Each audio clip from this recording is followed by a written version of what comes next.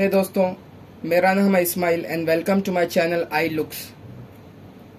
दोस्तों, आप कभी ऑनलाइन कोई ट्रांजैक्शन जब कर रहे होंगे, फॉर एग्जांपल अगर आप कभी जोमेटो से खाना मंगा रहे होंगे या फिर अमेज़ॉन से कुछ शॉपिंग कर रहे होंगे, तो जब पेमेंट का ऑप्शन आता है तो वहाँ पर बहुत सारी चीज़ें सेलेक्ट करनी होती हैं।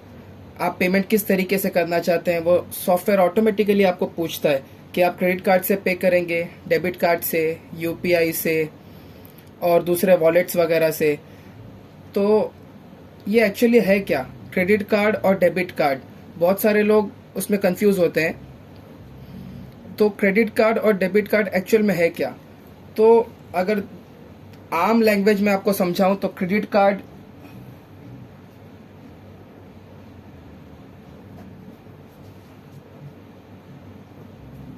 को आप सीधी लैंग्वेज में अगर समझें तो यह है एक उधार, और डेबिट कार्ड अगर हम आम लैंग्वेज में देखें तो इसको कहते हैं रोकड़ा या फिर नगद।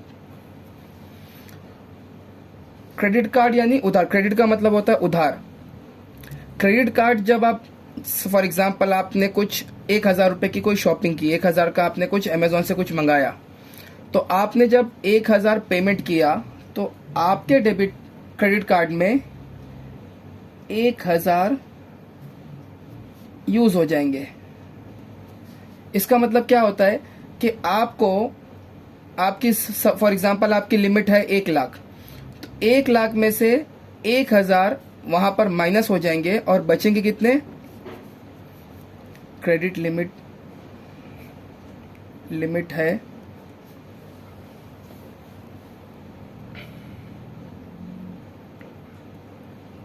1,00,000।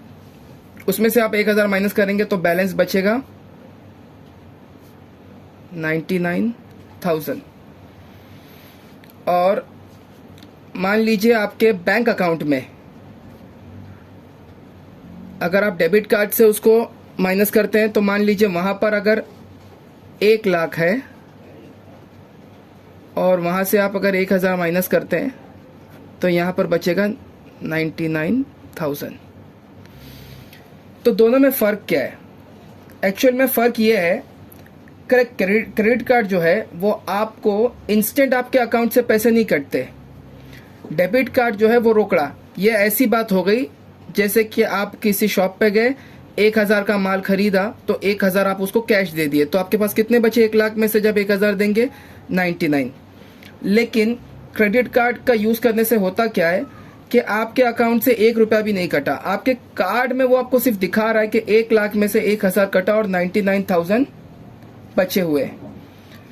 तो ये 1,000 उसको वापस कब देना है? अब एक्चुअल में यहीं पर पूरा गेम है। यहां पर जो है आपको 30 डेज का इंटरेस्ट फ्री पीरियड मिलता है,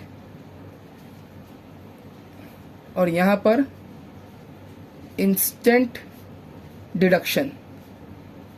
मतलब क्या है कि यहां पर फॉर एग्जांपल 1 सितंबर को मैंने कुछ खरीदा, और 1 सितंबर को जब मैं खरीदा तो वो क्रेडिट कार्ड का बिल बनेगा अगले 1 महीने के बाद, अगले 1 तारीख को, यानी 1 अक्टूबर को, और मुझे उसमें भी और 15 दिन मिलेंगे ताकि मैं वो पैसे भर सकूं।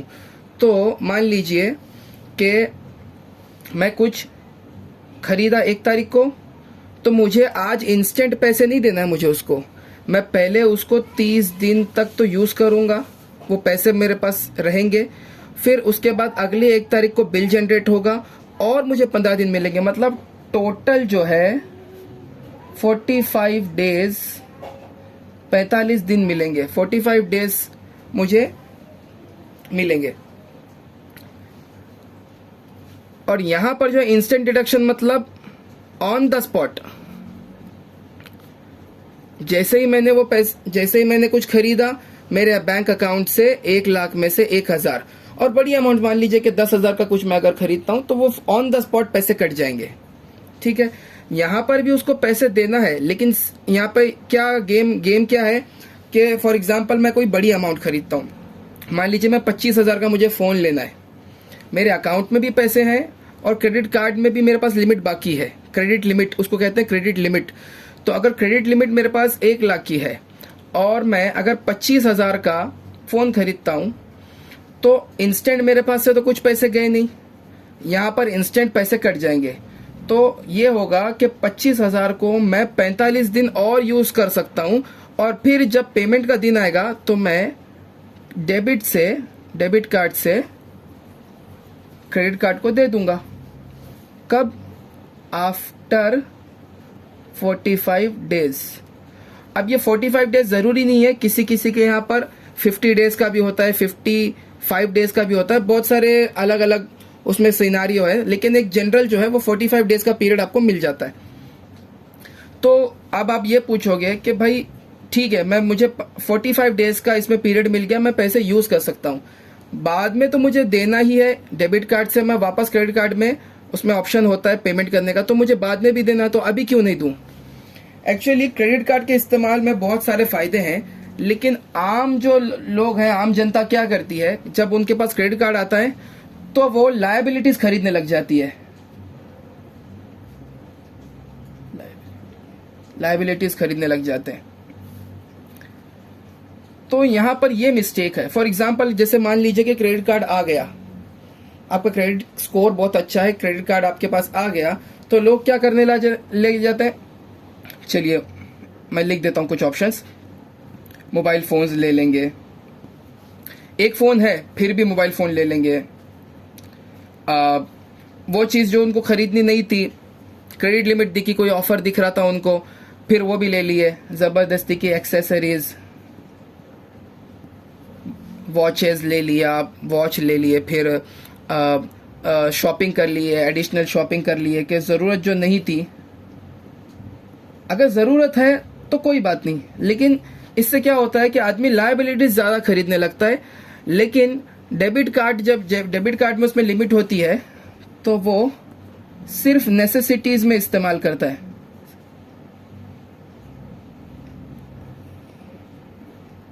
नेसेसिटीज़ यानी ज़रूरत की चीज़ें।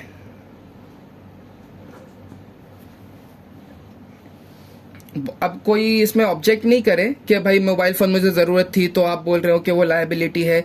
मैं ये बोल रहा हूँ कि जो चीज़ आपका जिससे काम चल रहा था, आप फिर भी अगर एडिशनल लेने जा रहे हो तो वो लायबिलिटी है आपको। अगर वो जैसे मान लीजिए कि अगर पसंद नहीं था, बोले यार अब क्या करूँ, चलो नया ले लेते हैं, तो ये ज़बरदस्ती का खर्चा। लेकिन यहाँ पर ज़रूरत, आदमी सोचता है भाई मेरे पास 1 लाख रुपए हैं, पहले से एक फ़ोन है, 25,000 का नेक्स्ट अलग फ़ोन क्यों ले लूँ, ज़बरदस्ती की एक वॉच क्यों खरीदूँ जब मेरे पास एक घड़ी है। तो ऐसे। अच्छा, लेकिन क्रेडिट कार्ड को अगर आप तरीके से इस्तेमाल करें तो इसमें बहुत सारे फ़ायदे हैं।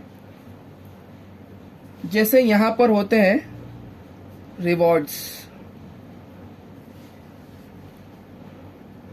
Additional perks, cashbacks etcetera. यहाँ पर ये चीज़ें बहुत कम मिलेगी, मतलब नहीं के बराबर, ऑलमोस्ट नथिंग। अब मैं वीडियो बहुत ज़्यादा लंबा नहीं करता, मैं आपको एक लास्ट में एक सवाल देता हूँ कि क्या रिच पीपल